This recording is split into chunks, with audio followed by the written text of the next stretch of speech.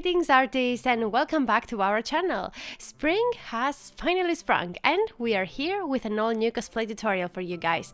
Join us as we're making Erika's dress by our all-time favorite Barbie movie, The Princess and the Pauper. So as you can see for this tutorial we're using a combination of the Ariel and the Snow White pattern from the Self-Made Princess book and the loveliest baby blue satin fabric to start with. This one is about 5 yards long.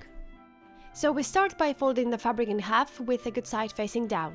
Then we draw a half circle in the corner with a radius of 15 inches and then we repeat with a radius of 47 inches, but this time starting measuring from the previous half circle and below.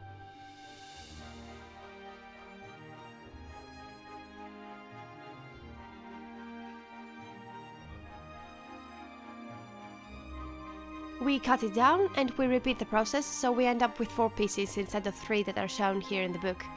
Well, in the book it says you'll have to end up with 3 pieces in total, 2 for the back and 1 bigger one for the front, but this particular design is for a full skirt and we want the front part to be open, so we're gonna go and cut the middle one in half, so we have 4 pieces instead.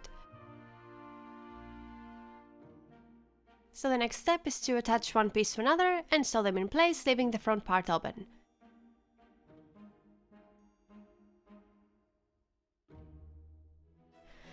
Next, we take a beautiful full of pink flowers and roses fabric and cut 2 trapeziums to add them to the front, right and left. We adjust their width according to our preference, as long as they are not too wide but also not too narrow, so that the beautiful design of the fabric is clearly visible. We have to keep in mind that the top part of the pieces should be more narrow than the hem. So the next step is to sew the wrong sides of the skirt and the floral pieces together like so, but because this part of the skirt is going to be a bit heavier after that, we make sure to sew across the outer sides as well, so the front parts won't tip over while moving around. For the final part of the outer skirt we make the belt. We cut a rectangle of the same baby blue fabric with a width of 8 inches and length of our waist measurements, plus 1.5 inch, more or less.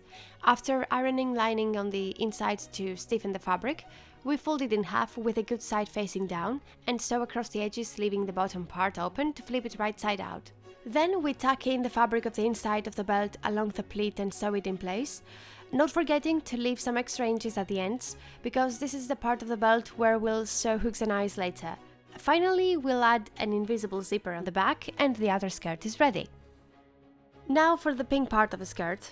Well, we actually don't know whether this is a completely separate part, I mean a full underskirt, or a piece attached to the blue fabric underneath, but this is the option we're going with, so we won't make a full underskirt. Instead we'll use a large piece of pink shiny fabric which will be gathered on top to form some pleats, and then we'll sew a ribbon on it so it can be tied to our waist. Of course, in the end we'll attach the pink piece to the blue outer skirt to turn the whole thing into a single piece.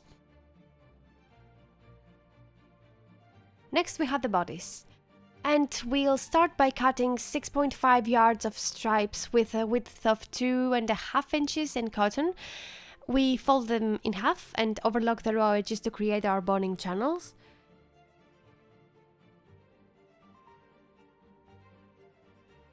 We trace the pattern to the satin fabric and make interlining panels as well that will be glued onto the satin panels with pressing. For the middle white piece we'll use a soft piece of fabric, cotton for example, and we cut 2 different pieces out of it that will be sewn onto the basic blue panel. The first part should be a copy of the panel, only shorter on the top, and the second one should be a rectangle wide enough to be gathered on the top and bottom to form these nest-like shapes we can see on the actual design. Next, we pick a narrow pink satin ribbon, cut 5 pieces like so, and sew them in place by their edges.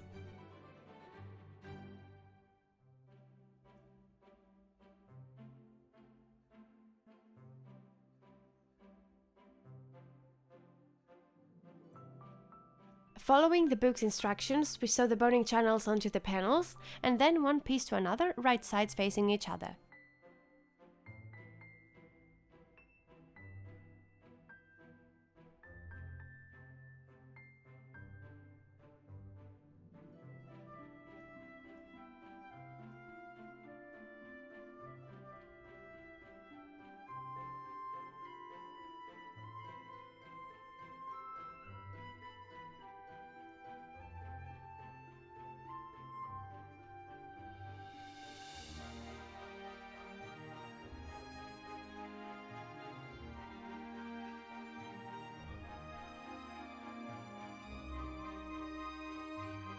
finally we add the sleeves and then onto the details.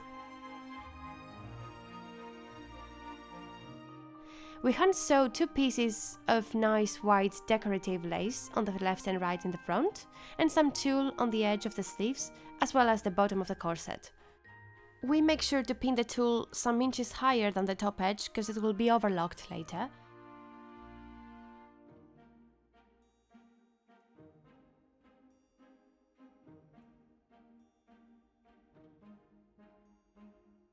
Of course, we'll have to add pink ribbons in the end, and a cute little bow in the center of the bodice.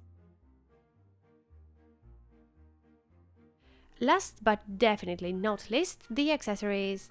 We'll have to make a flower crown and a heart-shaped necklace, or a pendant, or whatever you want.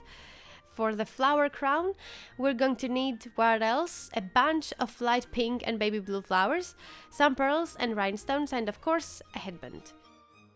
A really good way to give more volume to the flowers is by gluing together 2 or 3 of them, but that's completely optional, of course.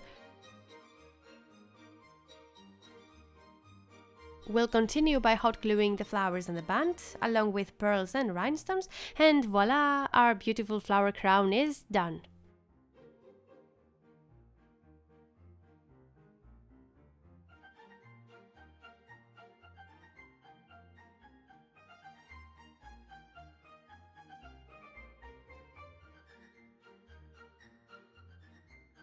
As for the pendant, we'll use a thin stripe of our baby blue fabric to match it with the dress.